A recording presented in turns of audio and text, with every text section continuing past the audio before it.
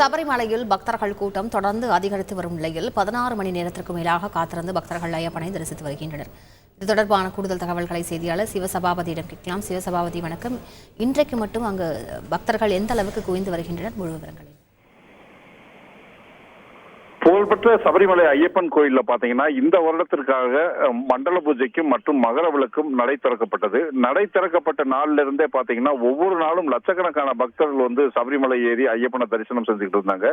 தற்பொழுது மண்டல பூஜை முடிஞ்ச பிறகு இப்ப மகர விளக்கு நடைபெற உள்ளது. வரும் 15ஆம் தேதி ஜனவரி 15ஆம் தேதி மகர விளக்கு. இதற்காக பாத்தீங்கன்னா லட்சக்கணக்கான பக்தர்கள் மாலை அணிந்தவங்க சபரிமலை வந்துகிட்டு இருக்காங்க.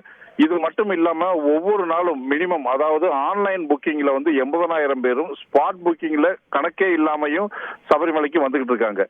இது மட்டும் இல்லாம வரும் 10ஆம் தேதி முதல் 15ஆம் தேதி வரை ஸ்பாட் புக்கிங், ஆன்லைன் புக்கிங் போன்றவை வந்து தேவசம் போர்டால் நிறுத்தப்பட்டிருக்கு. இதனால பாத்தீங்கன்னா முன்பதிவு செய்யாதவங்க வந்து தற்பொழுதே சபரிமலைக்கு போனாத்தே ஐயப்பனை தரிசிக்க முடியும் அப்படிங்கிறதுனால அதிக அளவுல பாத்தீங்கன்னா கூட்டங்கள் வந்து சபரிமலைக்கு தற்பொழுது வந்துகிட்டு இருக்கு அப்படின்னு சொல்லலாம்.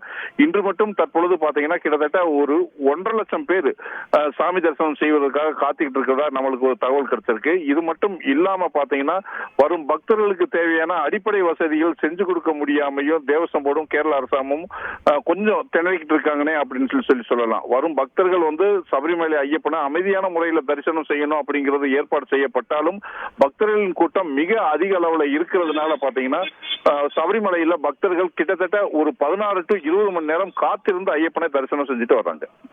முழு விவரங்களுக்கு நன்றி சிவசபாபதி. செய்திகளை உடனுக்குடன் தெரிந்து கொள்ள உடனே சப்ஸ்கிரைப் பண்ணுங்க.